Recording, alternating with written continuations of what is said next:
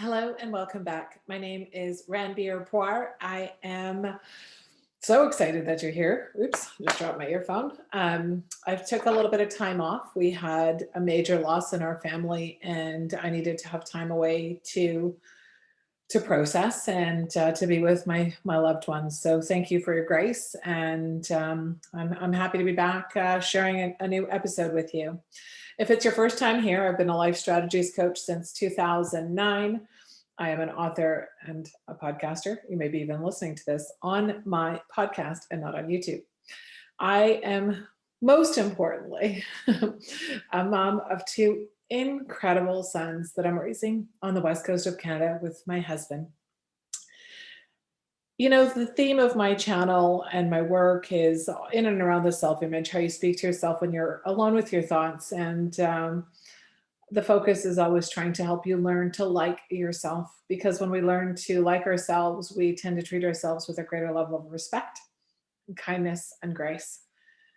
The cool thing is, when you learn to like yourself, you can also learn to like your family. We know that we love our families, but sometimes our families are the people that can really get under our skin the absolute most. But when we can learn to really like them as people and get to know them from that perspective, not a power play perspective, it really helps enhance our relationships and strengthens those bonds that are under your roof, which is really a metaphor for in your heart. So this past week on Tuesday, which is Roomie Tuesday, if you follow me on social media, I will share a Rumi quote on Tuesday. And we came up with the term Roomie Tuesday to share and have a little fun, a little play on words. And this week I shared a Rumi quote on anger because I was feeling angry. And, it was a reflection of what I was processing at the time. The quote says, "Anger is like a strong wind. It calms down after a while, but lots of branches are already broken." And it made me think of how frequently we are told not to be angry, and that anger is a bad emotion and we shouldn't feel it, and it's just not right at all. What's interesting is somebody that read the post that I admire greatly, and a wonderful educator, shared this conversation with her grade one class. And it was interesting to hear her feedback on how one kid in particular commented that there's a rule in their house they're not allowed to feel angry. And that made me think that I have to talk about this more. So if you follow me on Clubhouse, I did a chat on anger yesterday on my Clubhouse. I have been granted my own club there called Building Resilient Kids and Teens. So I host a class there every Thursday at 1:45.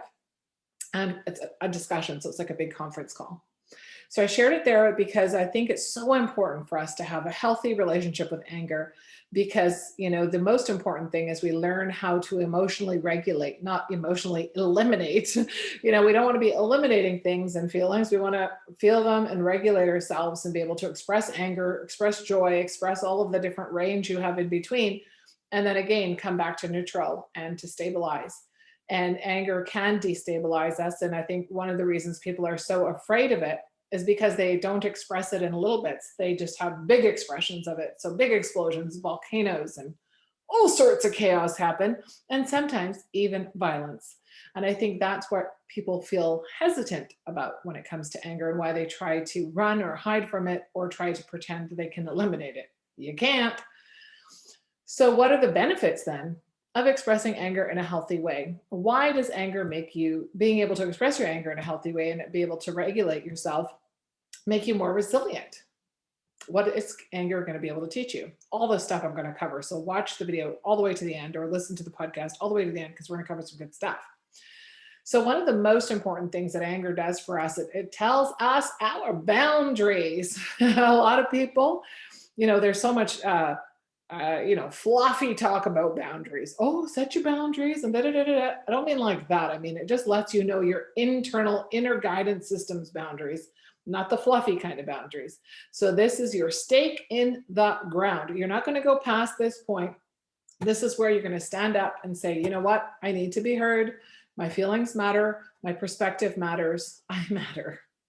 And so it's a really cool way to understand that about yourself. And you don't have to get to the point where you're super super angry, but it's one of those tools that can help you understand your boundaries. Because sometimes we're so much in our heads and we get caught up in not being present that we actually miss the signs of where our boundaries are, believe it or not. So cool. Boundary setting, one thing that it can help. When you can set boundaries, you can actually, it can actually help you lead yourself down a path of improvement, self improvement, personal development, growth mindset, self actualization, self realization. You can call it what you like, but you can become more aligned with that inner self of yours and be able to really understand yourself when you listen to the things that make you angry. What sorts of things tip you over the edge? What's the tipping point for you? For me, I mean, there's a lot of my life I spent very angry because I felt I felt things were unfair and unjust in some of the situations I had to deal with growing up.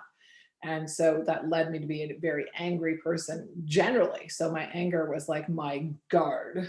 And I had to learn how to leave that extreme and not be angry all the time. So that takes work too. So if you're angry all the time, that's a whole different episode.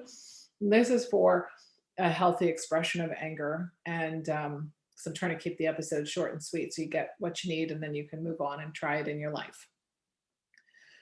Can help you lead to that understanding of your deeper self. Super, super important. But the other cool thing about anger is sometimes when we feel it at a later date. It doesn't necessarily correspond to the emotion or challenge we're feeling in the moment. All of a sudden, something small sets us off.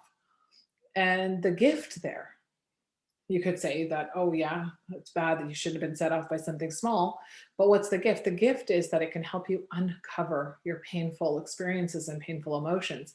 Sometimes that little thing that makes you sort of blow your top helps you take some time and some stock on what hurt feelings you're carrying. And is that hurt happening to you right now, or is that a hurt from the past? How can you process it? How can you allow yourself to feel it and let it go? And maybe you need to get some help. So it's a really, really awesome opportunity to use anger for unpeeling those layers. The other thing anger can do is that sometimes, you know, you have to get angry to have a seat at the table. It's happened in history so many times, so many times. Of course, the extreme example is war, but other examples are revolutions, right? People just got angry and said, I am not going to take this anymore. We're not going to take this anymore. Human rights matter. They matter. So cool. And so what started off as anger and putting that stake in the ground and saying, I'm going to express my needs and my desires and my rights, it can lead to a more cooperative environment from the people that maybe were in control. So you can actually anger can lead into a cooperation effort, believe it or not. And of course, in the past, it's used as a tool for bargaining, and that's not always a healthy thing, but it can be used that way in order to create change. The other interesting thing about anger is that, we're meant to have a range, the yin and the yang, and you're supposed to have the ups and the downs. So, when you allow yourself to feel the range of your emotions, if you allow yourself to dip a little, you can also allow yourself to rise a lot too, right? So remember that it allows you to live the full spectrum of yourself. So if you think about it, if you numb your anger, you can't just numb your anger, you're probably numbing your joy too. In one way or another in your life, there's this sort of push pull that happens. And so when you're denying a part of you, you have to be denying the opposite effect as well. So make sure you keep that in mind. So much stuff about anger, isn't that interesting? So sometimes you'll notice in kids especially, they'll get angry because they can't solve a problem. And it'll motivate them to seek help. So that's a really interesting way anger can be used too. Is this a motivation for seeking assistance and seeking help? Because quite often we try to live in these silos, especially today, where we don't reach out or we don't express our frustration and we try to do it ourselves and we keep trying, we keep failing. And what we really need to do is ask for help.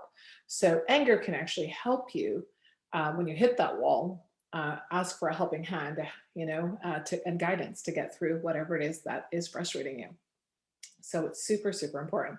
Some people feel anger as a part, it's more of a feeling than thoughts. And so the other cool thing about anger is it really helps you understand how to connect yourself with your body and your physical self and have that full expression of you because you matter. Like I said, in the past, anger has always been considered a bad emotion, something you shouldn't have or shouldn't feel.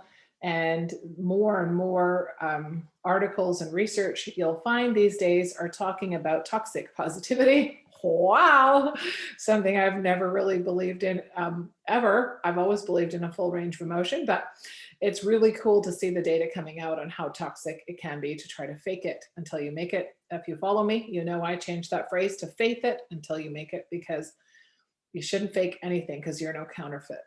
Um, so be a full expression of yourself. Don't lose your cool. Don't lose your top. Don't scream. Don't yell, but express your anger in healthy ways. Learn what that is for you. Like I said, for a lot of people, that's movement. For some people, it's creativity. Other people, it is hitting a punching bag and physically expressing it that way. If you know me, you also know that I have a punching bag in my office. So it's something I honor and cherish because it's an expression of the human being. So I really thank you for tuning in this week and sticking with me. And I'd love to hear your thoughts on anger and how you've either tried to shove yours down, or maybe you were like me and you had to learn how to transform your angry personality into a more balanced personality. I would love to hear it all. Share your comments below, or don't forget, you can always message me on any other social media channel. And I cannot wait to talk to you next week. While we're here, please don't forget to like and subscribe to the channel or the podcast. These little things that you can do, likes, comments, shares, go a really long way for a small business like mine that's trying to make a big difference in the world. Thank you so much. We'll see you next time.